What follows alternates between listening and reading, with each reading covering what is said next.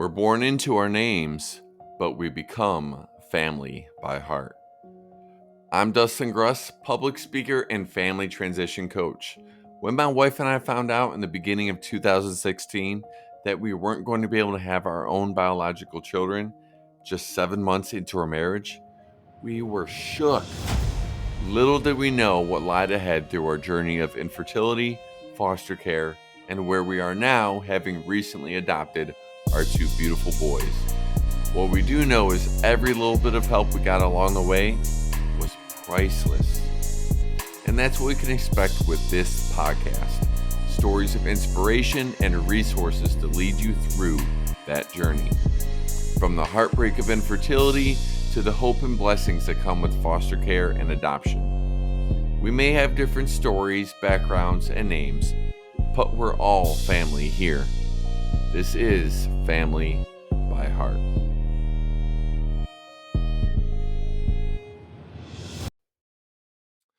What's going on, everyone? Welcome to another episode of Family by Heart. I'm excited for this episode because this episode was miles in the making. One of the two reasons I say that, one is for the name of the podcast. The gentleman I'm talking to today is a host of. It's called the Miles Podcast, and we'll get into that in a minute.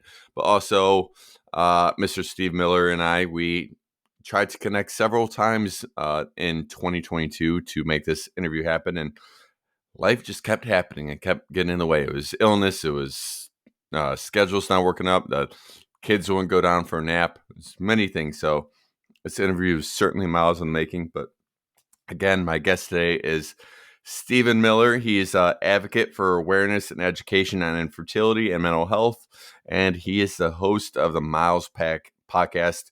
Miles standing for Men, Infertility, and Life Experiences. Steven, we made it happen. We're finally here. We're finally talking. We're going to jinx it, and something's going to end up happening where internet's going to go out or something. I'm sure of it. But let's cross our fingers, hope it doesn't happen. So how you doing today, buddy? I'm good. I'm glad that we're both healthy because I think I was sick the first time, and then there was something, and then you were sick, and yeah, it's definitely. I'm glad that we're finally able to connect. Absolutely, and you know what? I don't know how you and your family did over the holidays, but we had that flu that's been going around, made its way through our house again. My wife ended up having bronchitis and a sinus infection at the same time, and I managed to avoid both of those, but I got that little bit of lingering cough kind of still sticking around. So yeah, I had probably muting my microphone a few times while you're talking just to make sure I don't cough over you. Yeah, I had that cough, and that's a nasty cough for sure.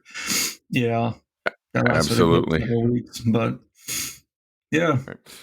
So, again, you're an advocate for awareness and education on infertility and mental health. You are currently in a master's program in social work. In what direction are you taking that social work that you're continuing your schooling on? So my plan is to focus on mental health, and more specifically, like reproductive mental health. So allowing or being able to have some opportunities to help support men and women and couples that are struggling with like infertility, like or loss or miscarriage. In the state of Wisconsin, there's only about like 4 or 5 individuals, and they're all women that specialize in reproductive mental health, and there are no men. And nationally, there's maybe about, I would say, 5 or 6 men that kind of specialize in this area in the entire country. So my wife and I did IVF, and it kind of opened up my eyes to the mental health side of things. And it really kind of brought my attention to that. Yeah. So, and we'll absolutely get into your story in just a second, but as far as, again, you're a host of a podcast, and then you've probably, in your social work and everything, you have some clients you've spoken with, or some of your research and everything you've been doing. What is something about Steve Miller, the man, that any of your listeners or clients or future clients probably wouldn't normally know about you? What's an interesting fact about Steve Miller? Maybe an interest, a hobby, um, not necessarily a skeleton in the closet, but just a Right. little interesting nugget, interesting fact about you. So I've always been into music. And so I have a vinyl record collection.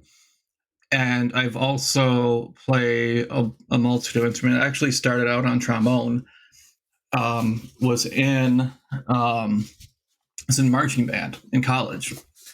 And during my high school years, I then tried playing guitar, couldn't read treble clef because trombone being bass clef.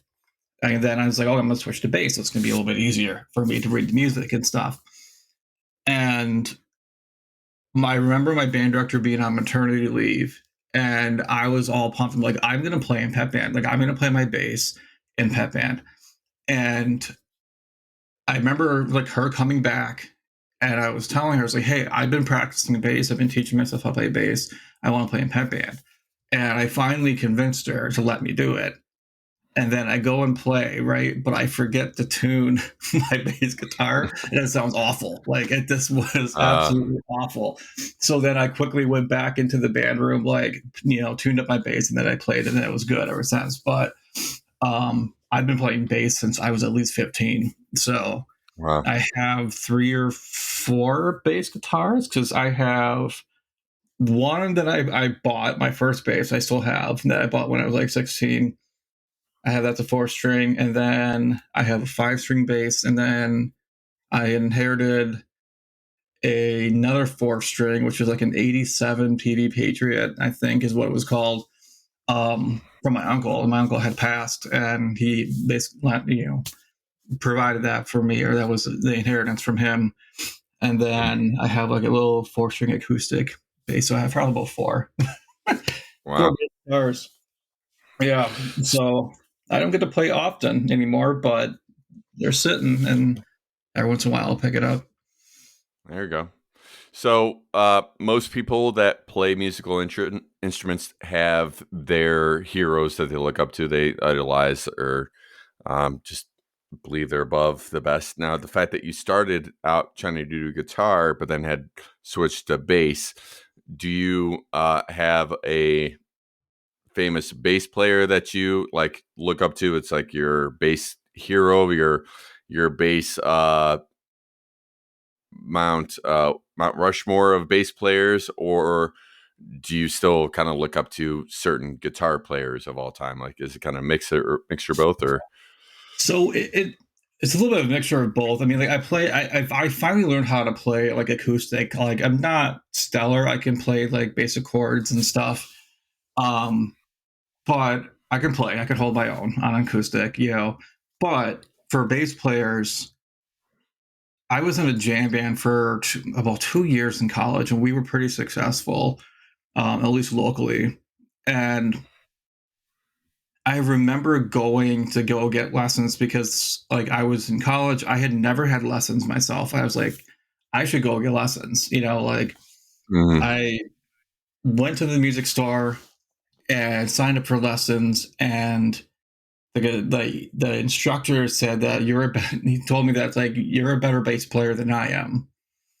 And I'm like, great! I just spent all this money for I'm better than him. Like, but he's like, have you ever written bass lines? And I'm like, no, I've never like been really in a band. Like I've always done covers and stuff. So he kind of taught me like arpeggios and like just different forms, like different ways of writing bass lines and stuff. And lo and behold, I ended up joining his band for at least maybe a year or so.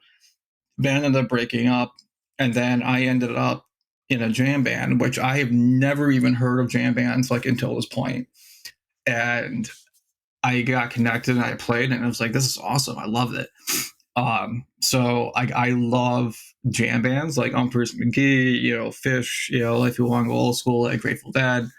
Um, Alright. that kind of music and stuff where like you really appreciate the musicianship of them. Like you can being a musician yourself, you can see like the technicality of like how they're playing and like how ridiculous it is, like how great they are.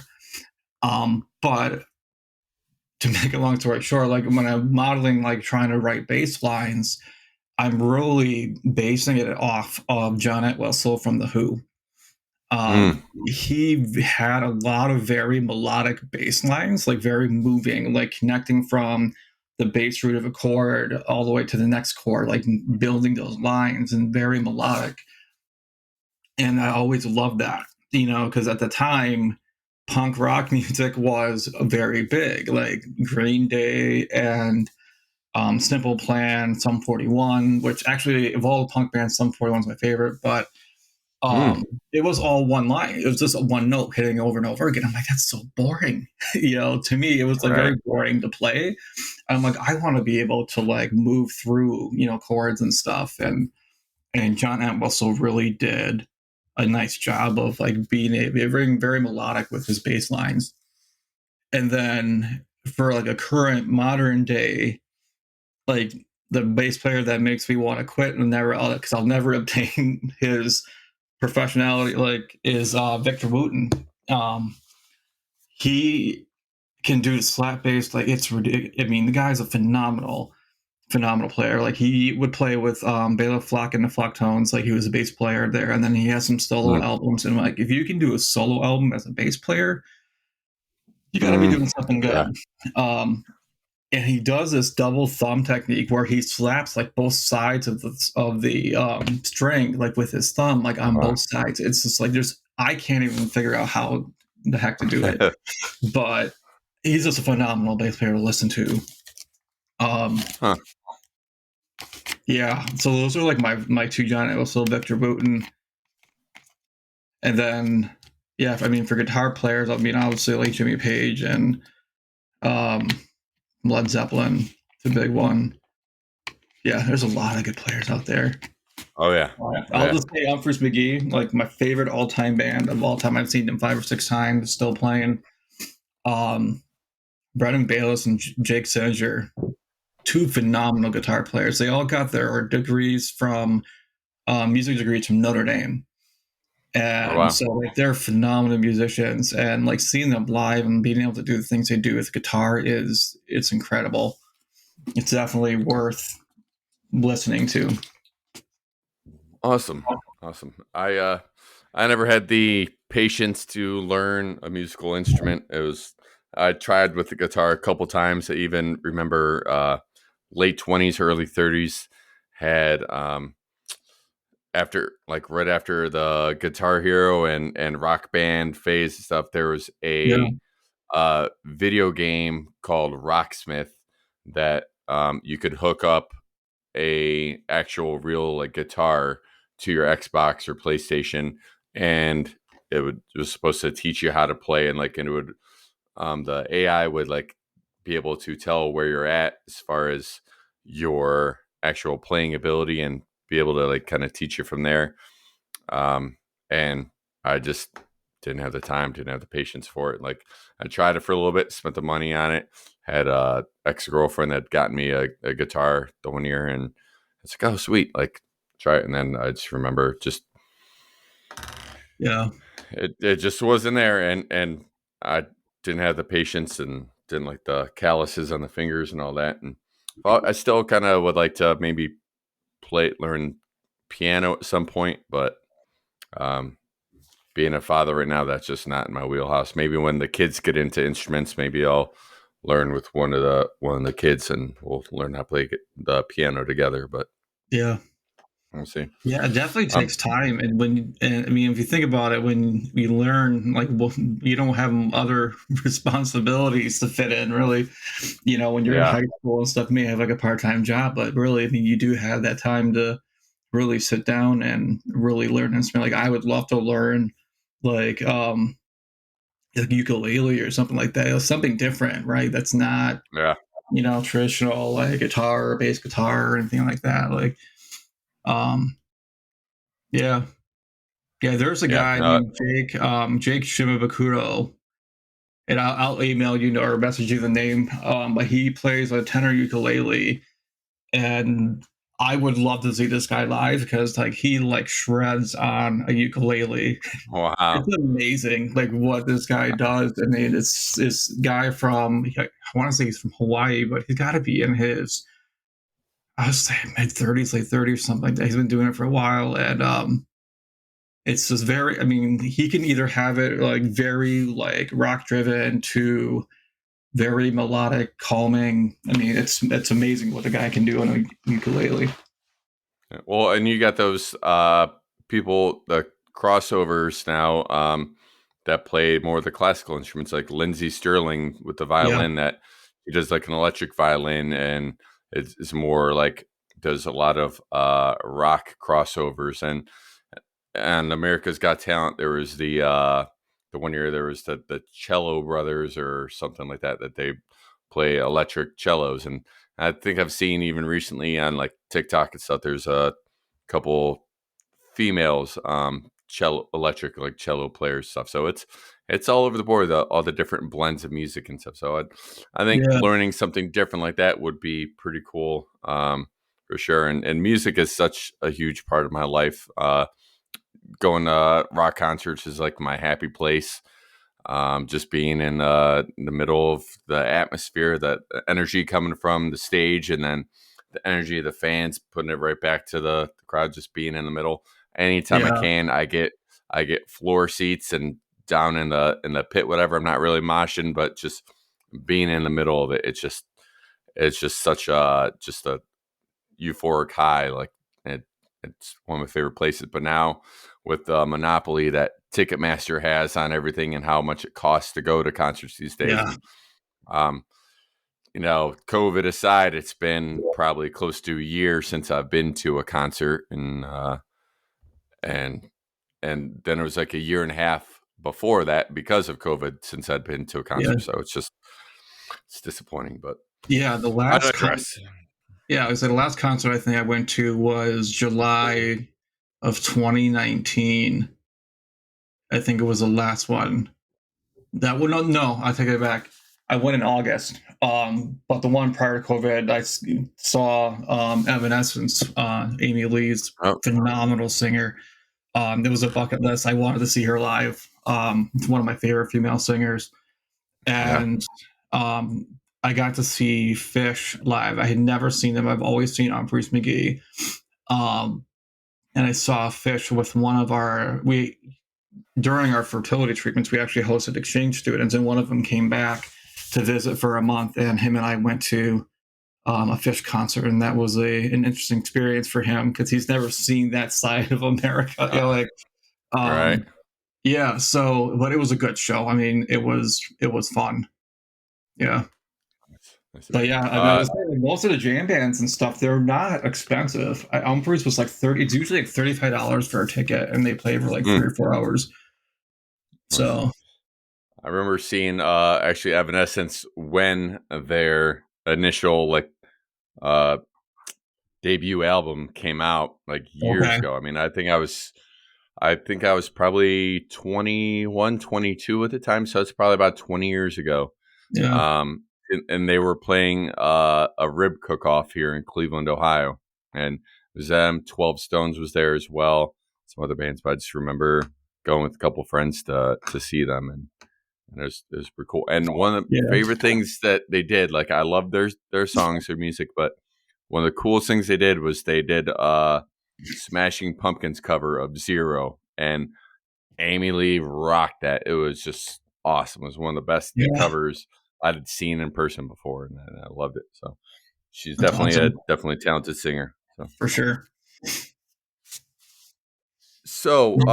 let's get into what we typically are talk about on our podcast, and that being fertility struggles and infertility. Um, Obviously, you got in. This is a very specific space to be in, a very specific niche to be in with our podcast, and then obviously the social work that you're getting into, wanting to do.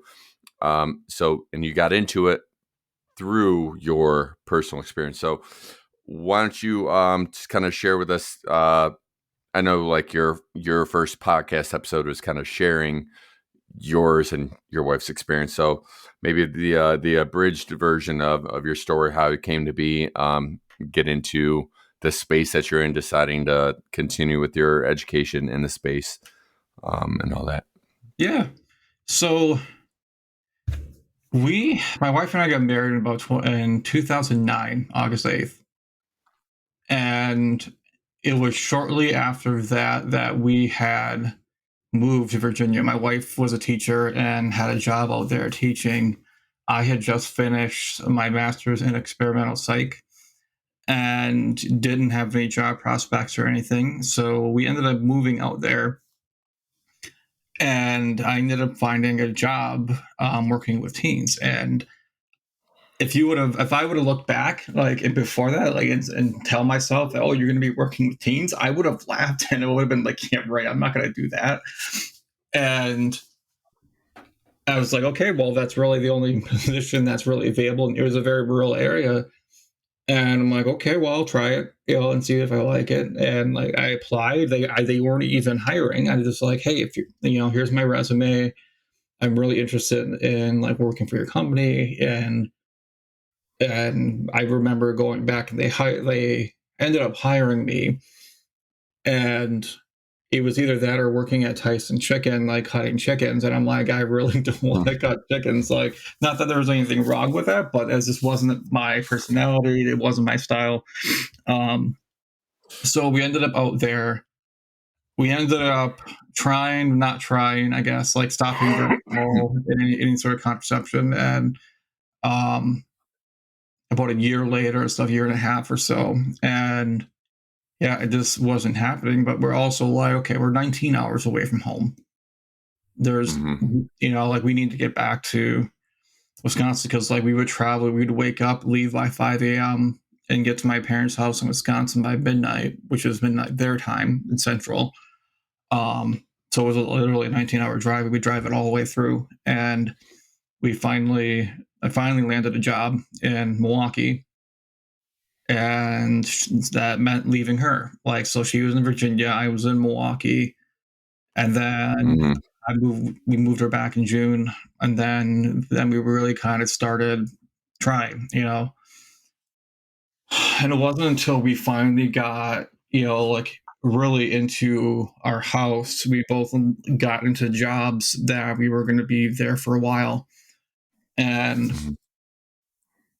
yeah, my wife ended up talking to her OB, and that's how we kind of got it going. So we tried IUIs first. And then that was kind of where we found that like I had fertility issues. So I had a low sperm count, and they want to say like low morphology. And at this point, like we didn't know what her side was. Like they Mm-hmm. did some blood tests and everything seemed to be okay. And I just remember that being a really hard time, like for both my wife and I, because um, it was very ambiguous. Of like we've never been in this situation before, and not knowing of like you tend to go backwards, right? You tend to think like, well, what did I do? What was I doing different? What could I Mm-hmm. have done, like to cause this, right? And that ambiguity of not knowing why this is happening, like kind of you want to try to find closure, right? Um, when in reality, like we still don't know, like what was the main reason why like I have a low count, one of the speculations I had was like I have ADHD. Like, does the medication Adderall that I took all the way Mm-hmm. to college, did that make a difference? Like that stuff. So with the IUI, the doctor said like it was likely not going to work, like, and we had the option of still trying because it's still, they always say it only takes one, Mm-hmm. So that did not work. So they, instead of trying for another one, they just immediately had us referred to a clinic. So we started off in a clinic in Madison. Um, they wanted me to do this surgery. I got a second opinion on it because they wanted $5,000 up front. Didn't have the kind of money to pay for that. So I'm like, if I'm going to pay for it, I want to make sure it's going to be like fruitful, like and productive. got a second opinion. The doctor looked the surgery up on Wikipedia and then sent me to another doctor in Milwaukee. And we were all about ready to start IVF. And then her insurance changed. So then we've lost complete coverage. So, Oh, which wow. is rare, like that we had it because Wisconsin's not a mandated state. So we had some coverage, and that ended up changing right before we started. So then we were back to the other clinic in Madison, and then the doctor that we saw there was no longer there. And then the doctor that was there gave us a 15% chance. So we said, well, that's not good enough for us. And then we ended up in Missouri. So, and that's Wow. where we ended up doing IVF. And really the only way that we were able to do IVF was my paternal grandparents, like my aunt had never had her own children. Oh, she worked for the federal government for many years, and um, the inheritance money that she got from my grandparents was the exact amount that we needed for IVF. Wow. And she was like, and her and I had the same credit union. And so we were able to share an account and stuff. So we were able to pay for IVF. And to this day, she's not taken a cent back. So it's definitely a tremendous blessing for us, to be able to do that, because otherwise there's no way, like we could afford it. And so we end up doing about, I'd say 3 or 4 egg retrievals.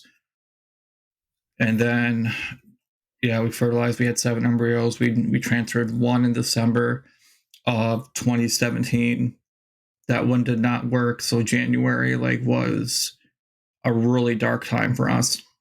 Hmm. And really, I mean, just both of us were really immensely grieving.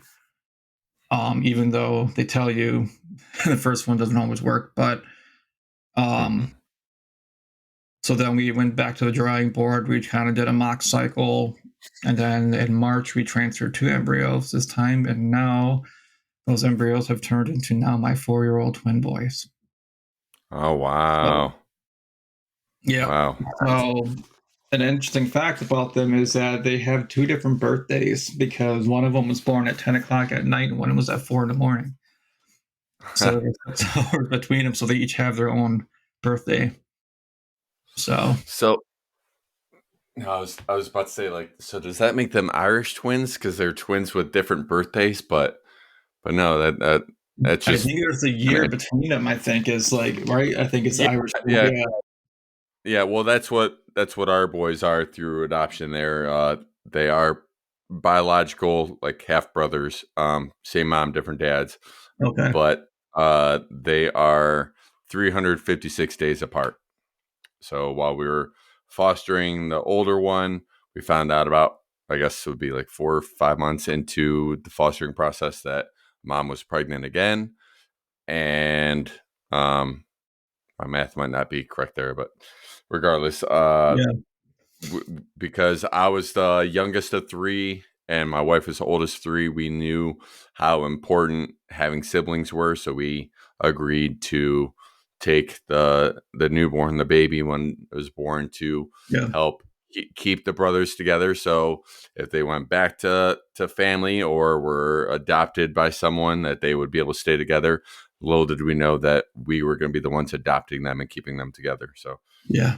but yeah, Irish twins, and it's quite interesting, dealing with all the stuff that goes with it. So, and Mhm. very similar experience as it would be to having not twins like you did, but at the same time, that year difference, you see a lot of differences in the two as well. So Yeah. it's a journey, but so you mentioned obviously you had transfers that didn't take and didn't go well, and then all the other things, finding out that you had a low sperm count, all the different ups and downs and dark times.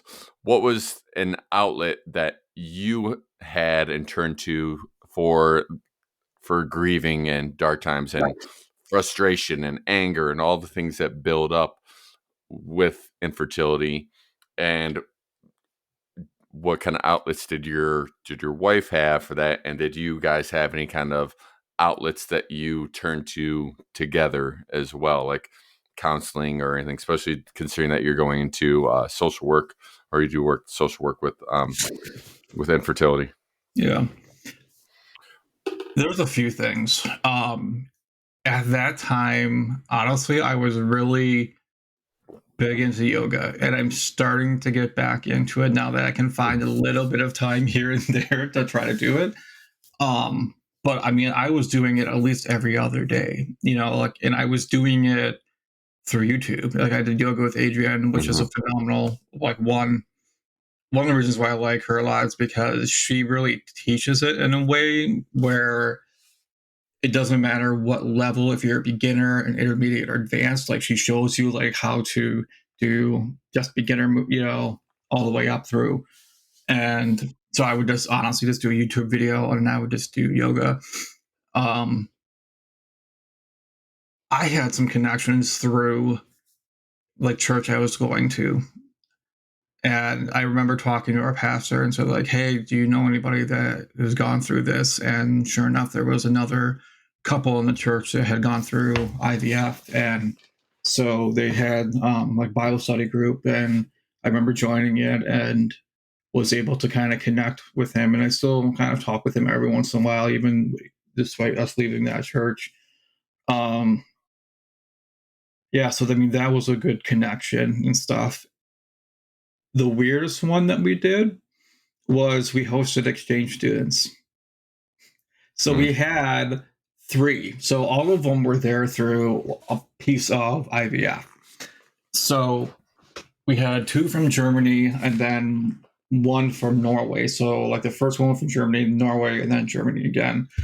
Um, for us, like, it was helpful because if we were going to be talking about our fertility struggles 100% of the time, we would have driven ourselves nuts. And I don't even think our marriage would still be intact, like, if we didn't have other things to distract us, because we would always be going to their sporting events, their concerts, like we would be traveling and doing certain things, like exposing them to like American culture, and it was really helpful, like for us Mm-hmm. to be able to have other things to focus our attention on. And it was also a very upfront learning experience for those young men like that came over and we were hosted, because none of them knew IVF, none of them knew fertility struggles, none of them knew any of that. And for them to see like a piece of it, like, was Mm-hmm. providing them also an awareness and an education on like, what does this look like? I mean, they were there for all the shots, right, that we had to take. And um it was a super helpful for us to find something that we could both focus our attention on. There were times where we had to talk about fertility stuff, for sure, but Mm-hmm.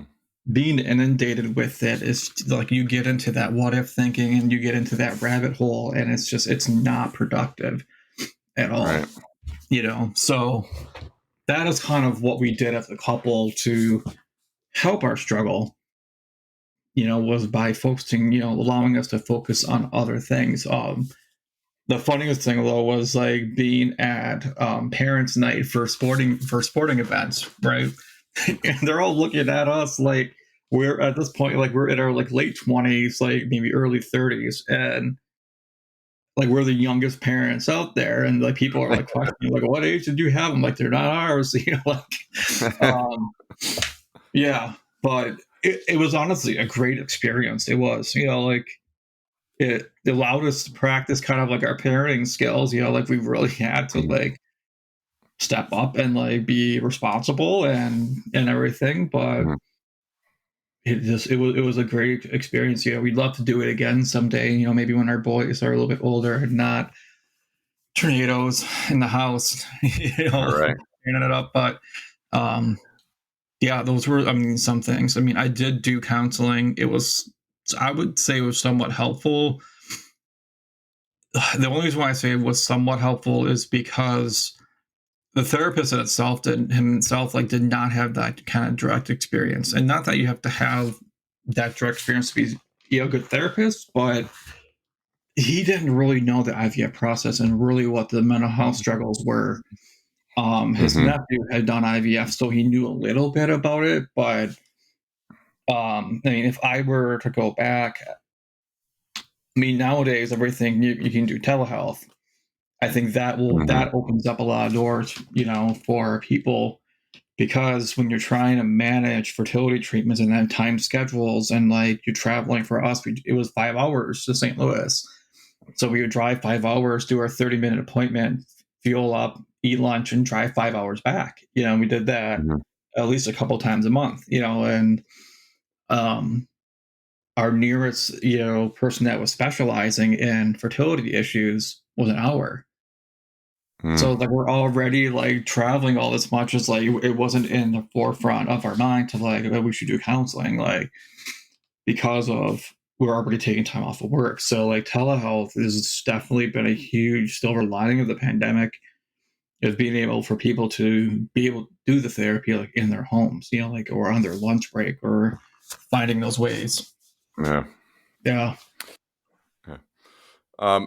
Now, as far as people I've interviewed in the realm of fertility struggles and fertility, you're kind of the first one I've talked to where part of the diagnosis was that it was part male, that you were had low sperm count, Mm-hmm. and so one kind of what was your reaction to that news that like okay, I'm part of the problem. Like because I know for other couples that I've talked to and then our experience stuff that women often attach their as they get into marriage and start approaching the idea of motherhood, they kind of attach their identity to Yeah. becoming a mother and stuff. Right. And so when it seems like they're faced with the possibility of that not happening, it's all kinds of emotions and devastation kind of comes into that. So, what was kind of your mental place where you were at with the fact that, well, we're having problems because of me, because of my low Yeah. sperm count? Like, and you already said that, like, you kind of were trying to figure out what maybe you did that caused it, but like, what was some other parts of like your mental process through that? Yeah. So it was a really, really tough conversation. I remember like my wife, I don't remember how this came about, but she had an HSG, which is basically shooting dye into like the uterus to check to make sure like all the fallopian tubes and everything is all working properly, everything looks good. It's not an easy procedure for my wife. Like there was a lot of cramping and a lot of painful stuff with that. And it was in that moment that the doctor said something about like, I don't know if the IUI is going to work or something like that because of my sperm count. That's how she found out, was during her HSG. Mm, And I remember her being in pain, and they wouldn't allow me back. This is pre-COVID. I don't know why. Like it was this nightmare of a scenario. And like we had an argument, like, and we're trying to figure out like what, like did I do, even though like to this day it's like we still don't know what that was. And once we got into the fertility clinics, like they did more thorough testing on her and found out that she has diminished ovarian reserve. know that And term. so, but to me, that was nothing compared to what my issue was. Like I put so much weight on my issue because I was preventing, her from becoming a mom, because she's always wanted to be a mom, and I knew that even when we were dating that she wanted to have kids. And I would put so much pressure on myself, like I would literally be negative self-talk, to I remember even thinking, it's like, if I don't have children, my family tree ends. You know, we were open to adoption. We had done everything from the home study to our portfolio and had everything ready to go. And we're still kind of waiting, at this time. And I remember asking myself, and asking my wife this, like, and I said, like, I don't want an answer. I just want us to sit on it and just think about it. And I said, like, if we didn't have, or at least try for our biological children, would we regret it when we're like 60 or 70 years old? If we like look back, future thinking, like, would we look back and regret not trying? And both of us were like, yeah, we would, and that was for us, like, I mean, so I just remember I just took ownership of something that wasn't necessarily my problem. And I've historically done that with other things in my life, but I've always, like I said, it wasn't until afterwards, until like we were successful and I had time to process and think, like we both had a share in it. Like we both had issues, that made it difficult. Like she had to do multiple egg retrievals. The other thing that from my end, I was just like, because our first egg retrieval was on my birthday. And I remember thinking, like, is this worth it? Because she had to go under anesthesia, like, and just seeing like what she had to go through in order to be successful having our children. Like, I felt a lot of guilt and regret because I'm like, my job was easy. Like, I just had to give a sample and that was it. You know, um, I actually ended up having a hernia. I ended up giving myself a hernia, and this is something that probably I've actually never mentioned, but like I ended up giving myself a hernia because when we fertilized all the eggs that we retrieved, they didn't tell me that I had to give two samples, and I'm sitting there like, I ended up giving myself a hernia trying for that second one, and I got it, but I ended up having surgery a couple months later in order to get it repaired. But um, it's amazing to like when you think about what you do, because I think as a man, like we try to fix it. We Mm-hmm.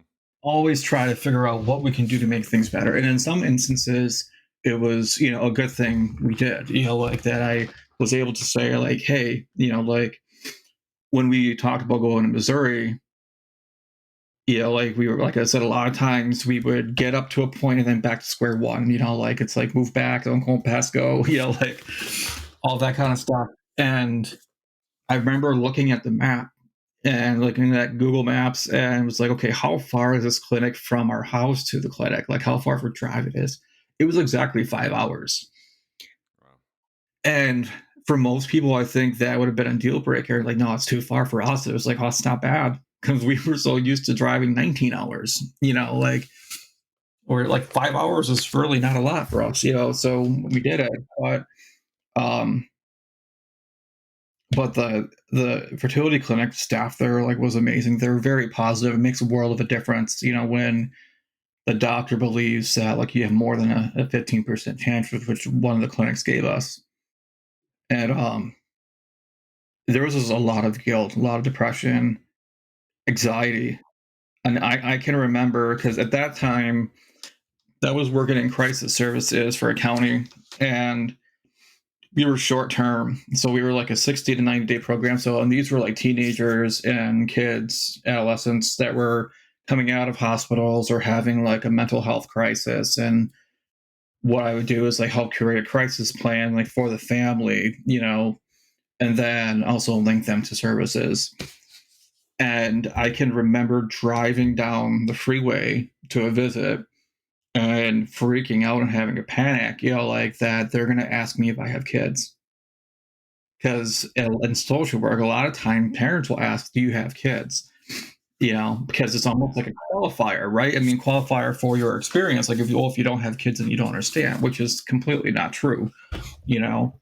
Right. But I just remember having a lot of anxiety behind like being asked that question, and even at work, I remember being invited to a baby shower. I'm like, I did not want to go. And like it was too much. I was trying to be very nice with the gentleman that was asking me, and I was finally just said, it's like, hey, I'm gonna be like honest with you. I'm like, my wife and I are struggling with infertility, like, and this is a little bit too much for me. I really don't want to go, like, and he was at least respectful and said, "Oh no, okay, I can understand, and where like that might be hard for you, like maybe next time." I'm like, "Yeah, maybe next time." But I would purposely schedule like appointments out in the community whenever I saw a baby shower or something like that. Like I would be out in the community because like I didn't want to be around it, you know, because I'm like, here people are like having the thing that you want, like, and there's some jealousy in there, and figuring out like, oh, how do I get myself away from this? That avoidance. Yeah. You know, No, I definitely get that. With our experience, like my wife being told about baby showers and stuff like that, and her trying to go to them, and thankfully most of the ones that she was invited to were from friends she had through church or anything, and my wife's best friend has been like an awesome partner to me as well, watching after my wife. So help yeah, through those times like where okay she was going to, or if one of us knew that like an announcement was coming, we kind of give each other the heads up that like, hey, I have to tell Leanne about this pregnancy announcement today. Can you just be aware, and I might need you to check in on her, or she'll let me know. And so it's awesome having a partner and your wife's best friend as well for that. But yeah, she got to yeah, the point where she had to kind of let people know like, hey, you know, I'm I'm happy to send a gift. I'm happy for you, but this is not good for me right now. It's not good for my health, not good for my mental health, yeah, and there was times where I was like, when I would see those announcements coming or hear about it, it's like, okay, well, you know, there there goes our weekend plans. It's like we're not going to be doing anything. yeah, And that was in me like oh man, like crap, there's some plans. Like, well, no, it's me needing to be there for my wife. It's us spending that time grieving together and being sad together, and just getting to the point where we could be acceptance.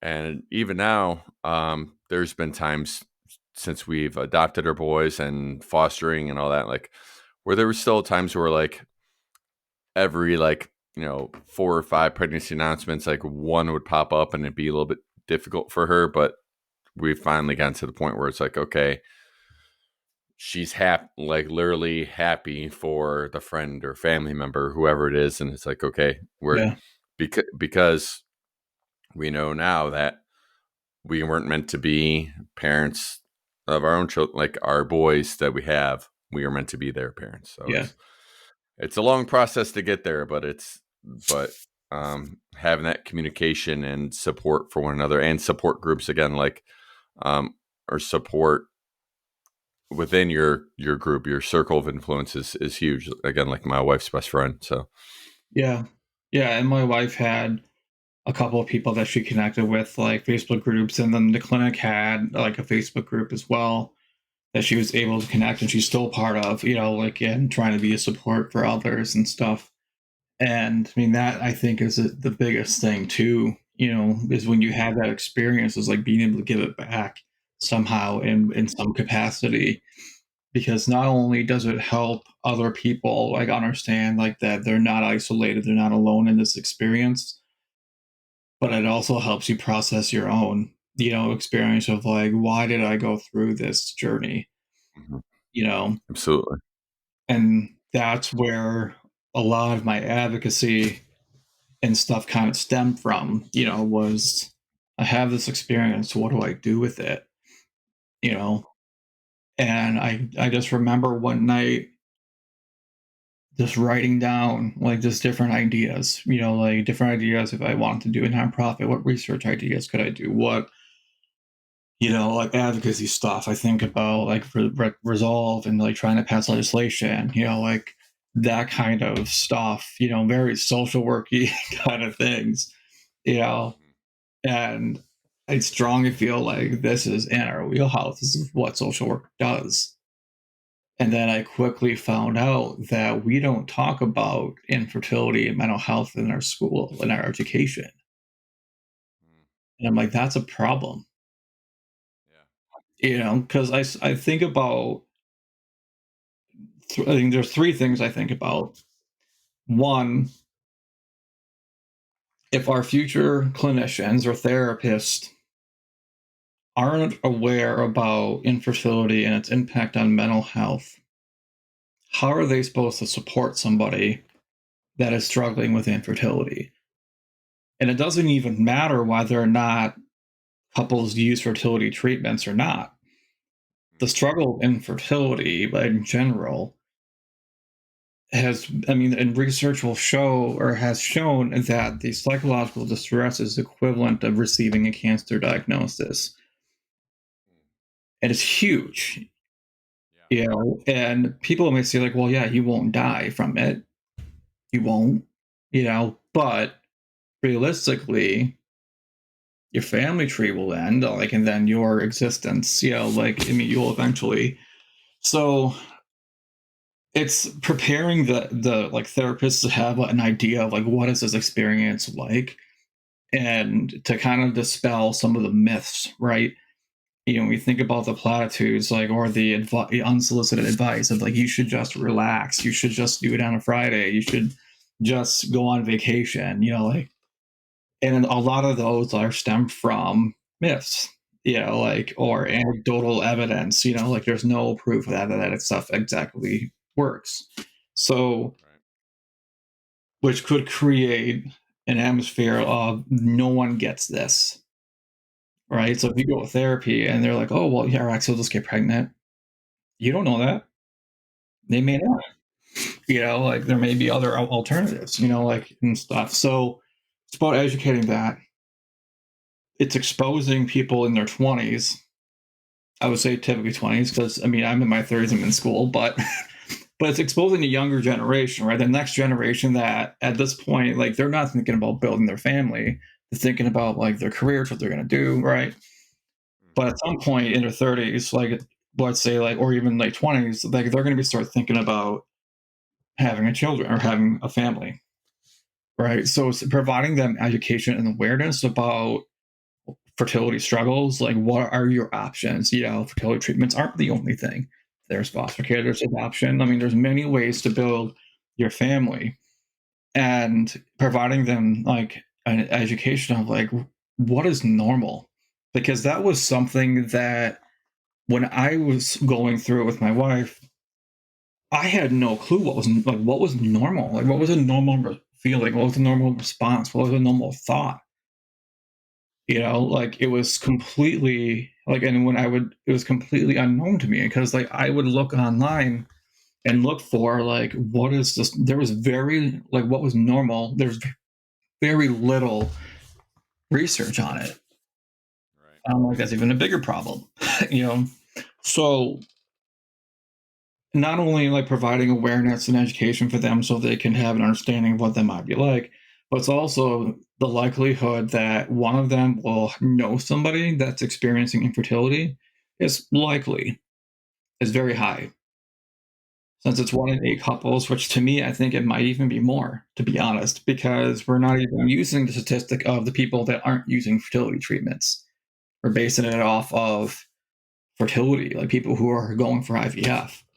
So to me, it's a bigger number, you know. But it's like, how do you support a friend through this? Yeah. A lot of friendships get lost because, the first thing that we all typically do is we try to avoid, right? We want to avoid any negative feeling or thoughts or even triggers or anything like that. We avoid, and then by further avoiding, we further isolate, and then we spend farther and farther time away from friends.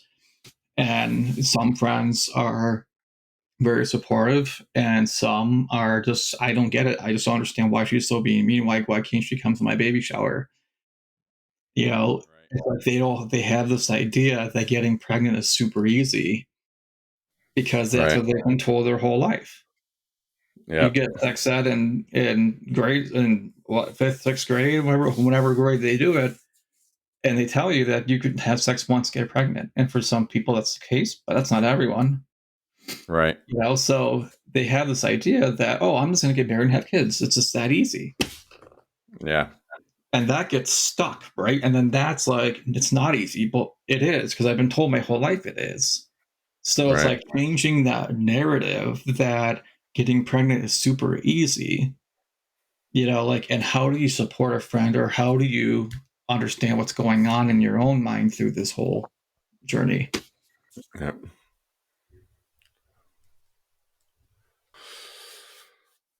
No, I definitely agree. The friendships and it, and what you said about some people understanding, some people being a little more selfish, like they're just not known, and the friendships that kind of fall apart as well. I mean, that's definitely very true. And the things that people say, like, "Oh, just relax," or "Why don't you guys go on a romantic trip or something?" It's like, Grant, just don't say anything. Just listen, or just even the best things, like, I can't even imagine what you're going through. It's like, if you ever need to talk, like, I'm happy to listen, and then just listen to them. Don't even offer up that advice. That's one of the things that I wish more people knew and stuff. And Yeah, because so likely we've already done our research. right, We're not sitting there thinking, like, and not doing our own, doomscaping, and like, exactly, right. So we already know, like, what our steps are. It's just figuring out and processing, like, what steps are we going to take? Like, what makes most sense for us as a yeah. couple? Yeah. I I just remember we tried to be transparent with the experience ourselves as we were going through it. But it wasn't like clogging our social media by any means, but I remember the times my wife would share something, an article about things to say, things not to say, and stuff like that, and she'd offer her little like opinion at the top and then have the link for the article.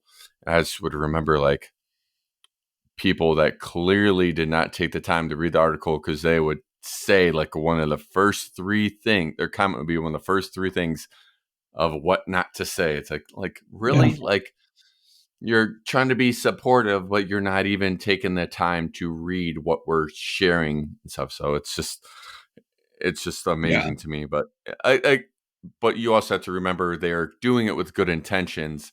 So right. you kind of got to brush it off, but it's still just frustrating sometimes, because it's a difficult time in your life.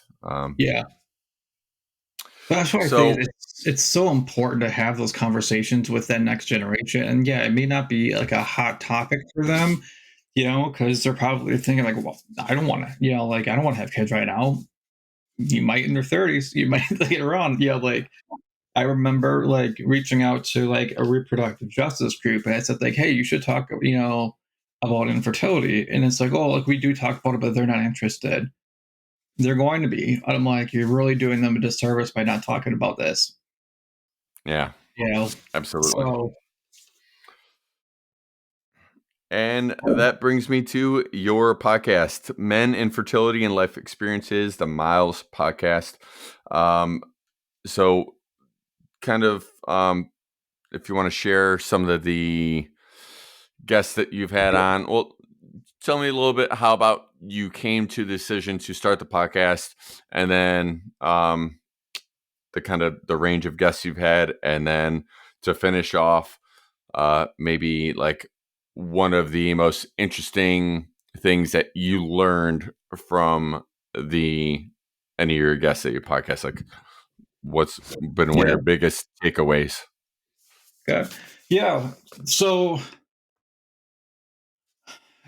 at, so I decided in about May of last year to do a podcast. At that point, I had done some advocacy.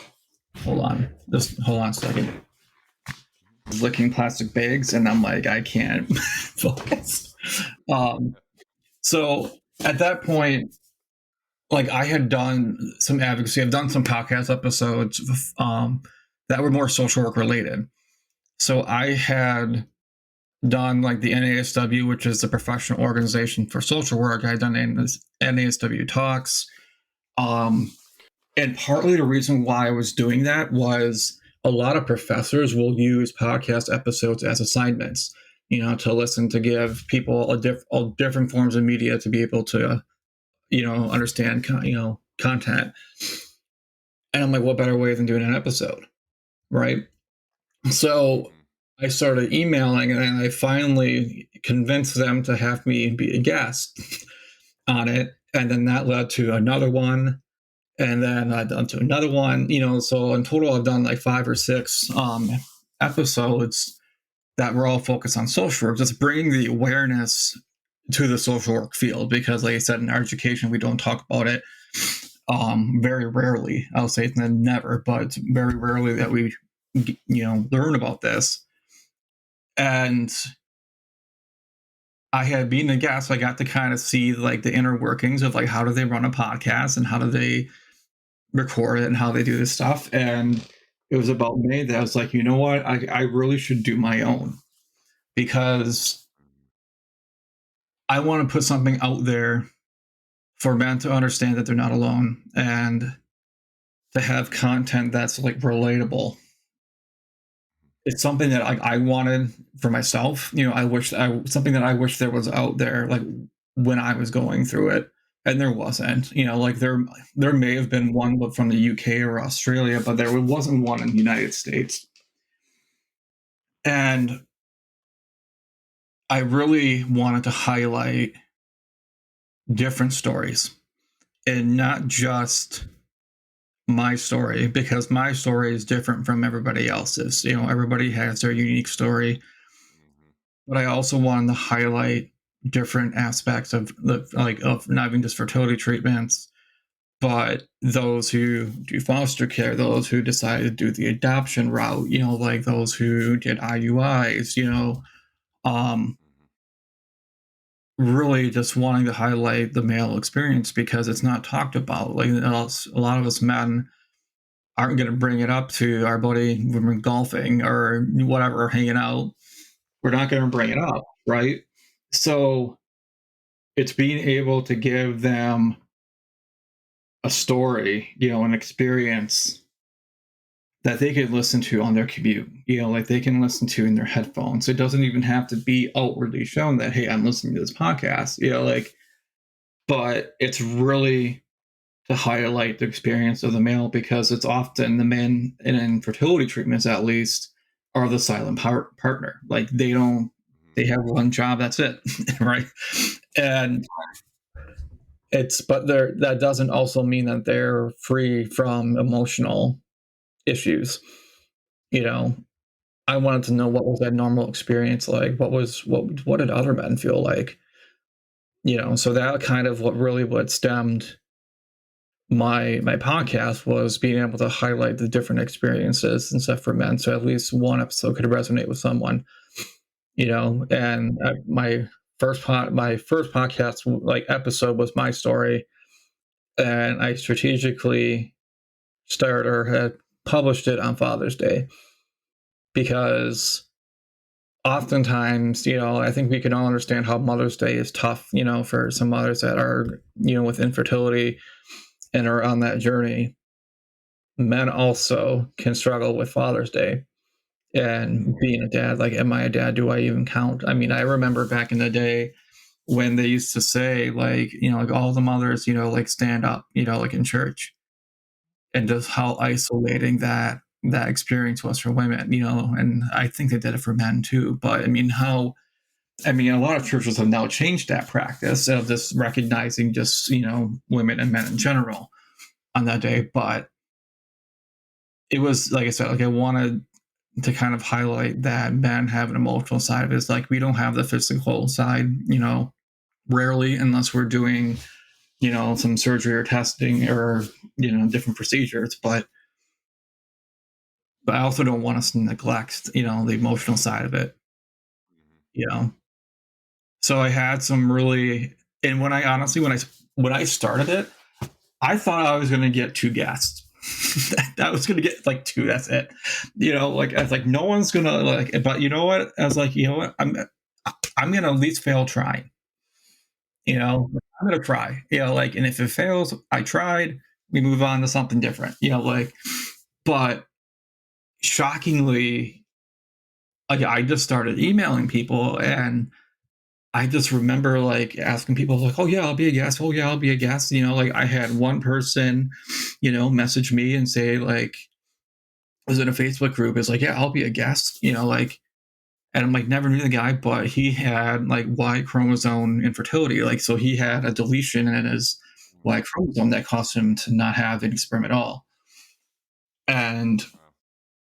he was able to kind of share that experience and stuff with him, with all of us, and say like, "Hey, we really should be talking about this." I'm like, "That's awesome, that you're sharing this," because one, I didn't know anything about Y chromosome infertility. I didn't, so it was a learning experience. Like, and that's the thing about the podcast is like you learn so much, about everybody else's stories, like, and the one thing that I think that stood the most out to me, and thinking about that stuff that I think about regularly, is I had a guest, Brandon Johnson, and he's from Richmond, Virginia, and he's been doing some really good work in the Black community with infertility and mental health. And we had a conversation, and so Regina Townsend has an Instagram account. She does a lot of good work too, called The Broken Brown Egg. And he was commenting about one of her posts, and it was a reel, and it took Chicago, which, if anybody knows, Chicago is a very red line city. So when after the antebellum period, it's a very segregated city. So she looked at the populations in Chicago and had shown that the fertility clinics that are in the Chicagoland area are all located in white affluent neighborhoods. If she's asking about, like, she's talking about, like, well, what does racial equity have to do with infertility? And it was striking. Like, it didn't even come to my mind that even geographical location of clinics, like, was a barrier to treatment. Because if you're living in the south side of Chicago, if you have to go to the north or west, you're literally driving an hour or more in traffic. So Brandon's like, if you want to do fertility treatments, you have to really want to do it. Like, there's no access, where people that are living in those neighborhoods, it's what, 10-15 minute commute, maybe 30 minutes, maybe. Like, it's nothing compared to, like, Black people, like, or minorities that are living in Chicago, let alone the cost. I mean, Illinois has mandated coverage, so that does help, but it's still the access, the geographical locations of some of these clinics. I mean, that blew my mind. And like, I can't believe we're not talking about this in social work. Like, every conference I've gone to, like every racial, equity or racial justice conference I've gone to, has not even touched upon this. And I'm like, why? Why are we not talking about this? It seems like social work would be right. This is this is what we do. Yeah. You know? I yeah, you got my interest certainly piqued to go back and hear that episode and reach out to the gentleman myself. That's wow. I Yeah. I I never would have thought of that either. It's and that's again why I love the fact that there seems to be a a rising awareness of this between your podcast and um IVF Dad Keegan Prue, who I know you've Yeah. had on his in an episode, and then uh, I mentioned earlier I just interviewed Ryan Smith, um, another infertility author who you just had on your podcast a couple of weeks ago.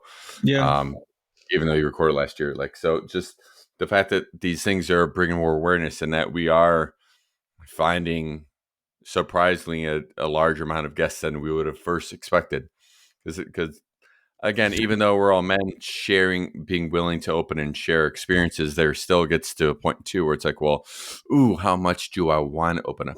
How much do I want to share my story? And like, and is my story, like, we start to get imposter syndrome. It's like, is my story even good enough to share? Like, I look at Yeah. you and I look at Ryan's story and I look at Keegan's story, and like, you guys have the knowledge of IUIs and IVF and endometriosis and all these other treatments.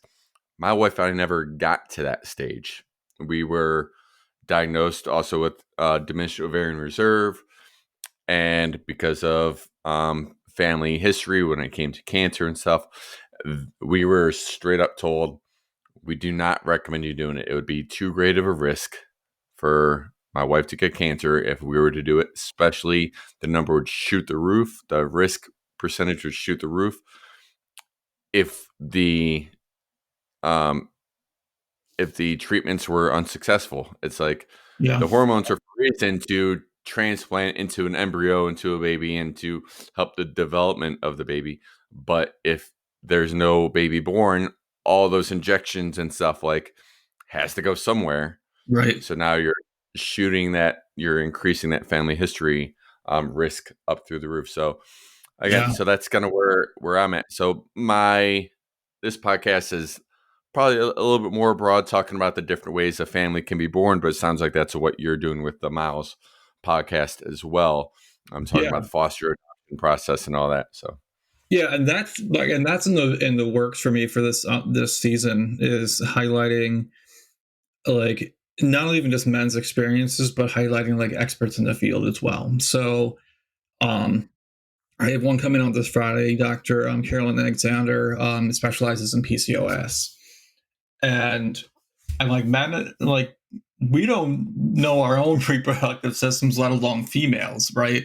And I'm like, if there's a way that we can provide information about like what is PCOS, what is the treatment, like what are the concerns, like what are the risk factors, and all that, for men to be more aware of what their wives or significant other may be going through, even more so, like better, to provide that awareness and education behind, like I said, some of the myths and stuff that they have. So um, yeah, I'm actually on the hunt to try to find people that do like foster care licensing and the adoption and stuff like that. I'm in the hunt to do stuff like have guests like that, because that's another side of family building.